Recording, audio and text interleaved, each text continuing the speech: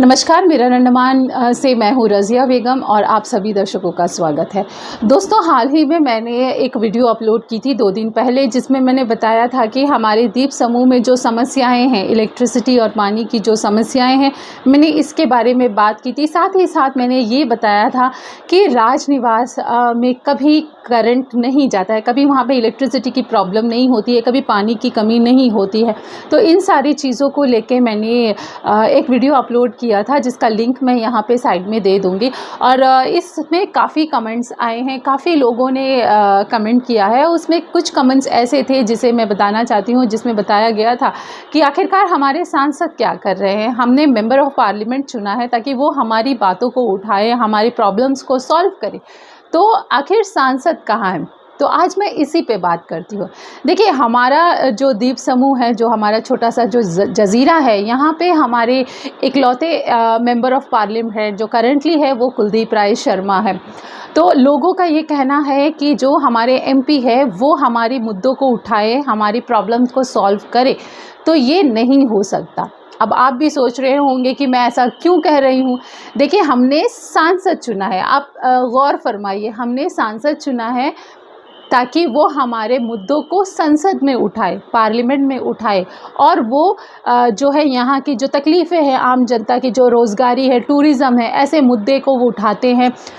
और हमारी तरफ से वो जो है वहाँ पर पार्लियामेंट में कहते हैं कि ये तरह की समस्याएं हैं हमारे द्वीप समूह में। पानी की समस्या है, इलेक्ट्रिसिटी की समस्या है, बेरोज़गारी की समस्या है, टूरिज़्म को बूस्ट करना है। टूरिज़्म एक फ्लरिशिंग इंडस्ट्री है, उसे आगे बढ़ाना है। गवर्नमेंट जॉब मिलनी चाहिए, जो वैकेंसीज़ है उसको फिल करनी चाहिए। इस तरह के जो है सारे मुद्दे उठाते हैं, उठाने भी चाहिए।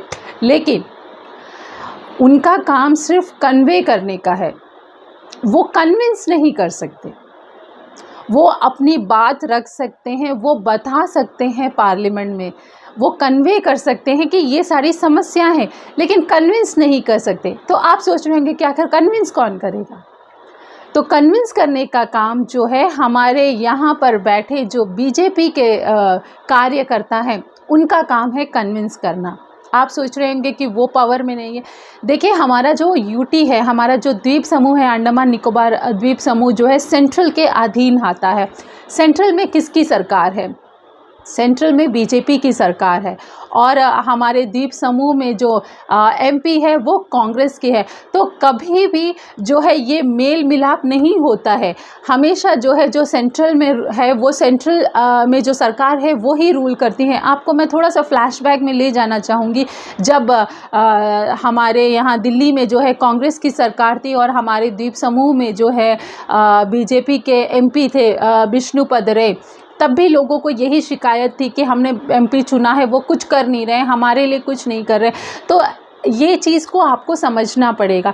देखिए, जो भी सरकार सेंट्रल में होती है, उनका यही इंटेंशन होता है कि आने वाले दिनों में इस जगह पे हम जीते, हमारी सरकार हो। अगर वहाँ पे किसी और की है तो वो उनकी सारी बातें अगर मानने लगे, उनकी सारी चीज़ों को अगर सुनने लगे, तो लोग तो खुश रहेंगे कि भाई ये एमपी काम कर रहा है, इनकी सारी चीज़ें सॉल्व हो रहा है। तो वो ऐसा नहीं होने देंगे। वो चाहेंगे कि आने वाले दिनों में उनकी सरकार बने, तो वो उस हिसाब से काम करेंगे। एमपी सिर्फ कन्वे कर सकता है। वो रोड में खड़े होकर आज के दौर पे वो चिल्ला नहीं सकते, चीख नहीं सकते। अगर वो चीखे चिल्लाए भी तो उनकी सुनने वाला कोई नहीं है।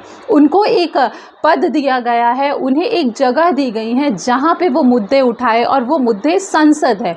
संसद में जो है सांसद अपनी बात रख सकता है। तो आप सोच रहे होंगे, तो आखिरकार आपकी बातों को कौन उठा सकता है? देखिए, आपकी बातों को अगर कोई उठा सकता है, बता सकता है, परेशानियों को एक्सप्लेन कर सकता है, तो वो यहाँ पे जो विपक्ष में बैठे बीजेपी के जो नेता हैं अंडमान निकोबार द्वीप समूह के, वो कर सकते हैं। क्योंकि सेंट्रल में सरकार उन्हीं की है। और आज अगर कहा जाए तो सेंट्रल में जिसकी सरकार है वो ही स्ट्रॉन्ग होता है। तो आज हमारे द्वीप समूह में कांग्रेस स्ट्रॉन्ग नहीं है, यहाँ पे बीजेपी स्ट्रॉन्ग है। बीजेपी के कार्यकर्ता है वो स्ट्रांग है, उनके पास पकड़ मजबूत है, क्योंकि ये जा सकते हैं दिल्ली, ये बाकायदा अपॉइंटमेंट ले सकते हैं, ये अमित शाह के साथ उनके चेंबर में बैठ के बात कर सकते हैं। जो प्राइम मिनिस्टर है नरेंद्र मोदी, इनके पास उनका अपॉइंटमेंट लेके इनसे मिल सकते हैं, बाकी मंत्रियों से मिल सकते हैं, बैठ सकते हैं, बात कर सकते हैं। और बाकायदा आप लोगों ने ये सारी चीज़ें देखी होंगी, क्योंकि हमारे यहाँ से जो भी पॉलिटिकल पार्टीज जिस भी मिनिस्टर से मिलने जाते हैं वो बाकायदा फ़ोटो ज़रूर खिंचवाते हैं, सोशल मीडियाज़ में काफ़ी ज़्यादा सर्कुलेट भी करते हैं और बताते हैं कि भाई हमने इनसे मिला है, इनसे मिला है, अपने डीपी बदलते हैं। ये सारे काम हमारे यहाँ पे होता है। तो ज़रा आप सोचिए कि ये लोग जब वहाँ जाते हैं, जब मुद्दे उतारते हैं, क्या मुद्दे उठाते हैं और क्या उस मुद्दे को जो है इम्प्लीमेंट किया जा रहा है या नहीं हो रहा है, ये देखने वाली बात होगी। देखिए आजकल क्या हो रहा है, देखिए आजकल हमारे द्वीप समूह में डिजिटल प्लेटफॉर्म में काफ़ी कुछ हो रहा है। कोई भी त्योहार है, किसी का बर्थडे है, कुछ भी है, हमारे यहाँ के पॉलिटिशियंस हाथ जोड़कर सोशल मीडिया में कुछ लाइनों के साथ अपनी तस्वीरें चिपका कर पूरे सारे व्हाट्सएप ग्रुप हो या बाकी सोशल मीडिया प्लेटफॉर्म है, यहाँ पे सर्कुलेट करते हैं कि भाई इसकी आपको बधाई हो, आपको इसकी शुभकामनाएं हो, इस त्योहार की शुभकामनाएं। आम जनता क्या करे, आप तो देख ही रहे हैं ना, आप जूझ रहे हैं समस्याओं से। तो जब ये डिजिटल प्लेटफॉर्म में ये पॉलिटिकल पार्टीज जब हाथ जोड़कर आपको विशेस दे रहे हैं, आप भी हाथ जोड़कर उनको विशेस दीजिए। आप उनको कह तो दीजिए कि भाई आप अगली बार हमसे वोट मांगने मत आइए, क्योंकि हम समस्याओं से जूझ रहे हैं, हम परेशान हैं। हमारा द्वीप समूह, अंडमान निकोबार द्वीप समूह चारों तरफ पानी से घिरा हुआ है और यहाँ पे पानी की समस्याएं हो रही है।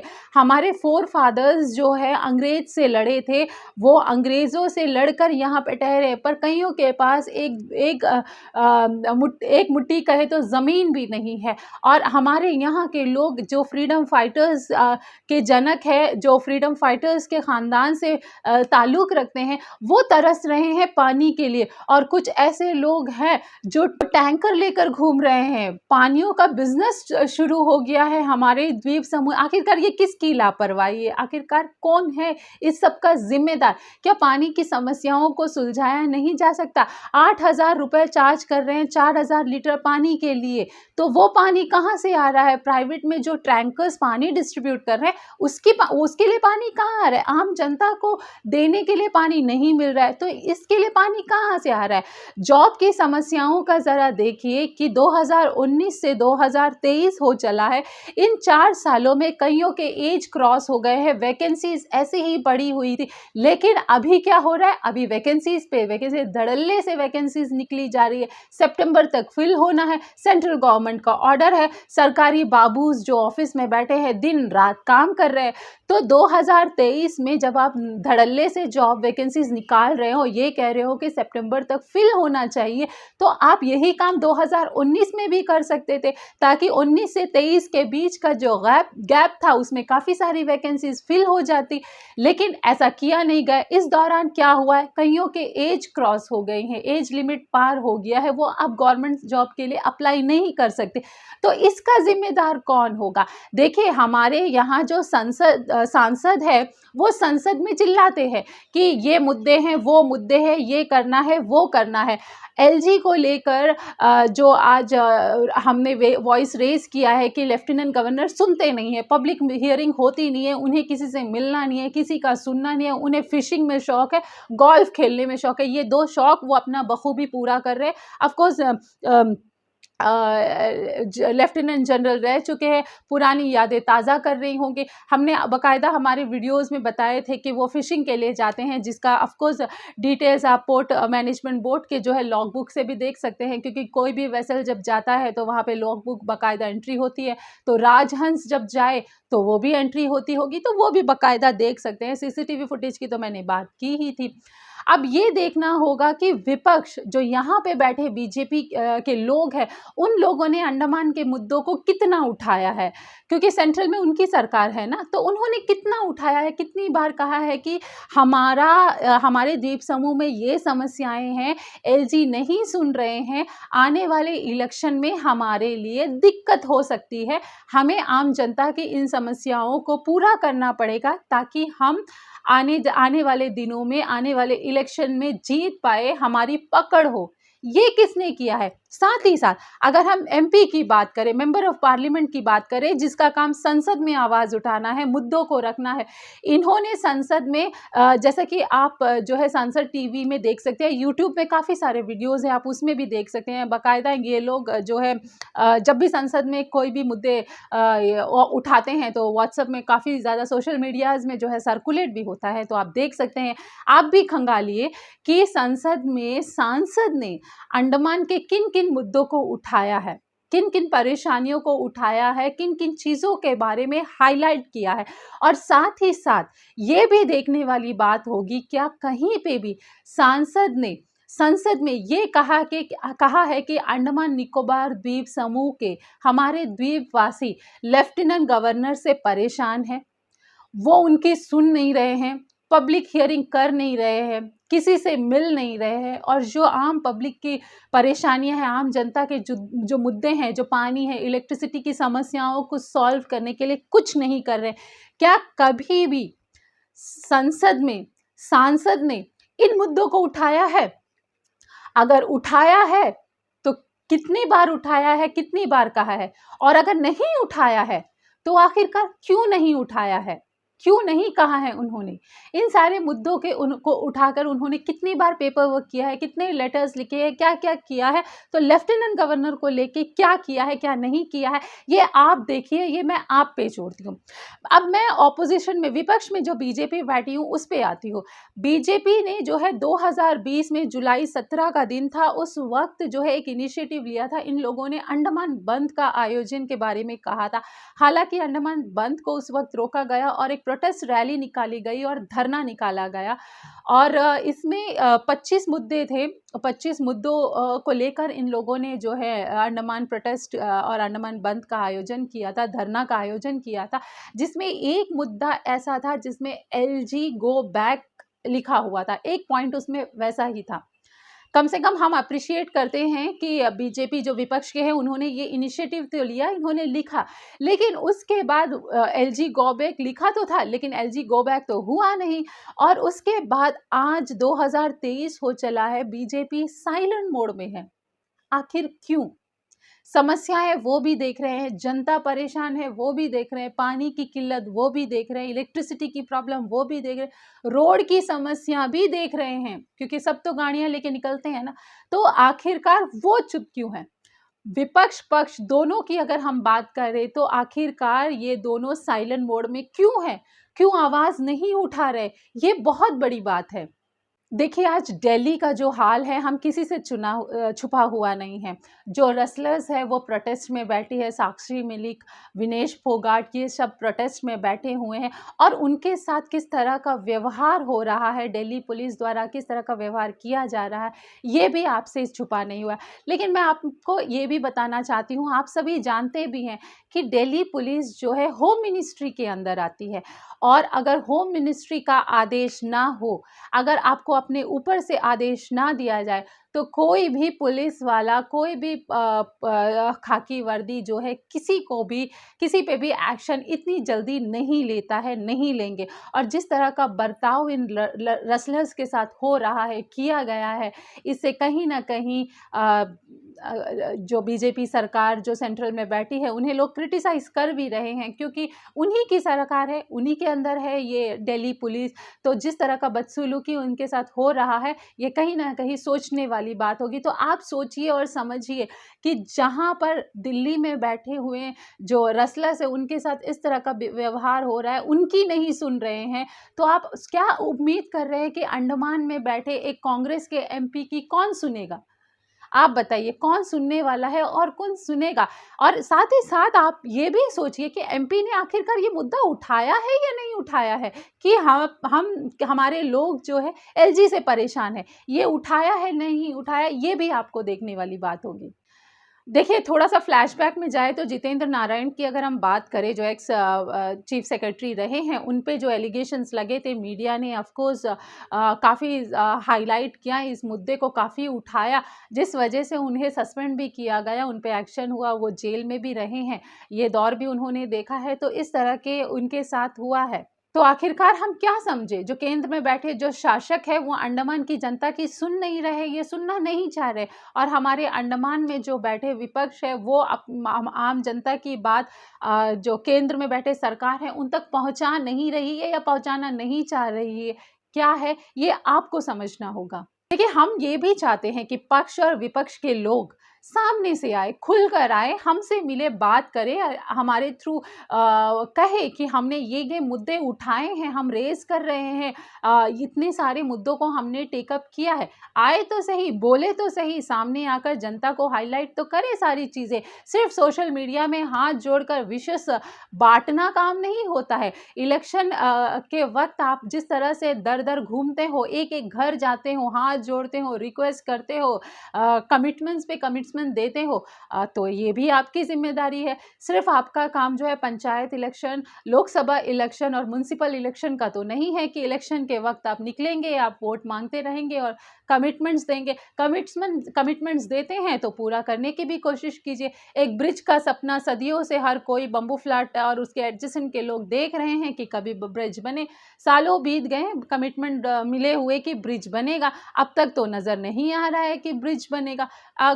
खुशी की बात यह है कि अंडर सी केबल इतने सालों बाद एक पूरी हुई है, इनिशिएटिव किसी ने लिया था, किसी और के सरकार में पूरी हो रही है, चलो अप्रिशिएट करने वाली बात है। लेकिन एक ब्रिज का काम भी शुरू हो जाए। लग रहा है कि अंग्रेजों के बने हुए पुल में आज भी हम सरवाइव कर रहे हैं। चाटम भी तो अंग्रेजों ने ही बनाया है ना, उन्हीं के इसमें हम सरवाइव कर रहे हैं, बाकी तो कुछ नजर आ नहीं रहा है। पहले जो है पब्लिक हियरिंग होती थी, अब हो नहीं रही है। कहीं ना कहीं डीके जोशी जो करंट एलजी है, उन्होंने पब्लिक हियरिंग ओवर फोन भी कर दिया था, जिसको लेके भी लोगों ने अप्रिशिएट किया कि भाई चलो अच्छी बात है। कई बुजुर्ग है जो पहुंच नहीं सकते, कईयों को लेटर लिखने में दिक्कत होती है, कोई मिलता नहीं है, तो कम से कम अपनी बात जो है ओवर फोन बता देंगे। लेकिन अब देखिए क्या है, पब्लिक दरबार ही फुल बंद हो चला है, कोई सुनने वाला नहीं, किसी को मतलब नहीं है। जो गिने चुने अफसर यहाँ पर बैठे हैं, हम उनसे उम्मीद करते हैं कि वो जवाब दे। आखिर वो क्यों जवाब दे? जो आईएएस जो आईपीएस यहाँ बैठे हैं, वो कितना जवाबदेही है आप बताइए। वो आते हैं 2 या 3 या 4 या 5 साल के लिए, वो अपना आते हैं, टेन्योर काटते हैं, यहाँ से निकल जाते हैं। वो अपने डिपार्टमेंट तक ही रहते हैं, उस बेसिस में उनसे जितना होता है वो करते हैं, चले जाते हैं। लेकिन अगर असलियत में हम देखें तो आखिरकार जवाबदेही कौन है? यहाँ पे जो बैठे पॉलिटिशियंस है, चाहे वो पक्ष के हो विपक्ष के हो, ये जवाबदेही है, क्योंकि यही है जो हमसे वोट मांगते हैं, यही है जिनकी सरकार बैठती है, यही है जो हमें कमिटमेंट्स देती है। तो हमें जवाब देने का जिम्मा जो है इनके हाथों में है, ना कि किसी सरकारी अफसर के।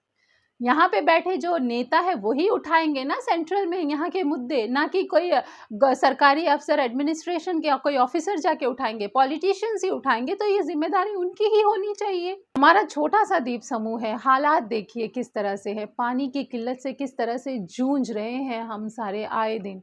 और बारिश का देखिए क्या हालात है कि बारिश भी जो है हर दिन हम आस लगा के बैठे हैं कि अभी होगी तभी होगी। कुछ कुछ इलाकों में हो रही है, कई इलाकों में नहीं हो रही है, जहाँ पे पानी की समस्याएं आज अभी भी है और 5 दिन 6 दिन में पानी आ रहे हैं। ज़रा सोचिए, क्या इतनी कैपेसिटी के टैंक्स हर कोई अपने घर पे बनाता है कि 5 दिन या हफ्ते भर पानी ना आए तो हमारे पास स्टोरेज होगा? कोई डैम तो घर पे नहीं बना के रख सकता, वो एक हिसाब से ही जो है टैंक बनाते हैं या सिंटेक्स वगैरह की फैसिलिटीज़ अपने घर पे रखते हैं। अब 6 दिन 7 दिन ना आए तो सोचिए कितनी दिक्कत और परेशानी होती है आम जनता को। देखिए, हमारे यहाँ के लोकल्स जो है कई समस्याओं से जूझ रहे हैं और उसे सुनने वाला, उस मुद्दों को उठाने वाला कोई नहीं है। और यहाँ के जो लोकल्स हैं, जो जिनके फ़ोर फादर्स अंग्रेज़ों से लड़े थे, वो सफ़र कर रहे हैं इस छोटे से द्वीप समूह में, जिसकी पॉपुलेशन 4 से 5 लाख है। और देखिए, जो अफ़सर हैं, जो बाहर से लोग आते हैं, वो बड़े-बड़े बंगलों में रहते हैं।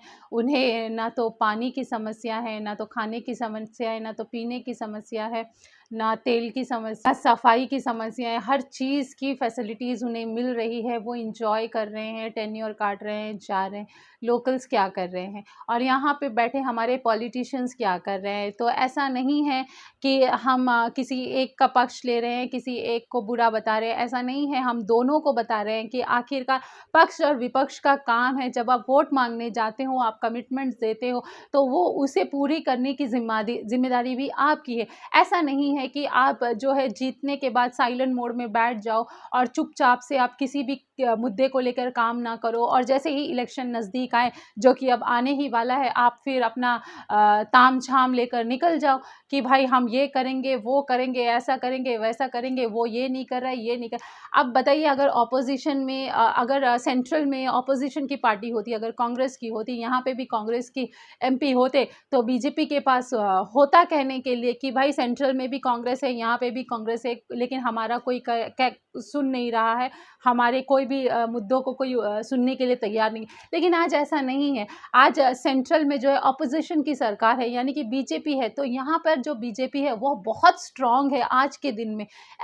हम ये नहीं कह रहे कि कांग्रेस कुछ नहीं कर सकता। मुद्दा उठाइए, आप उठाइए तो सही संसद में, आप बाकी उठा रहे। आप एलजी के बारे में भी बताइए, आपने कहा है या नहीं कहा है, हम नहीं जानते। कितनी बार कहा है, अगर कहा है तो, और अगर नहीं कहा है तो क्यों नहीं कहा है। और साथ ही साथ जो बीजेपी यहाँ पे विपक्ष है, जो कि बहुत स्ट्रॉन्ग है क्योंकि सेंट्रल में उनकी सरकार है, उन्होंने इस मुद्दे को कितनी बार उठाया है कि आम जनता परेशान है, एलजी से परेशान है, समस्याएं सुलझ नहीं रही हैं, आए दिन यहाँ से यहाँ पर परेशानियों से जनता जूझ रही है। आखिरकार उन्होंने कितनी बार उठाया। ये सोचने और समझने की बात होगी कि आखिर कौन ताकतवर है आज के दौर पे, जब सेंट्रल में जिसकी सरकार है वो, या जिसकी सरकार सेंट्रल में नहीं है वो। ये मैं आप पे छोड़ती हूँ, आप सोचिए, समझिए और वक्त निकालिए। और जो संसद टीवी है उसमें जो सांसद कहते हैं, क्या नहीं कहते, ये भी जानने की कोशिश करिए ताकि आप भी समझ पाए और हमारे द्वीप समूह के जो मुद्दे हैं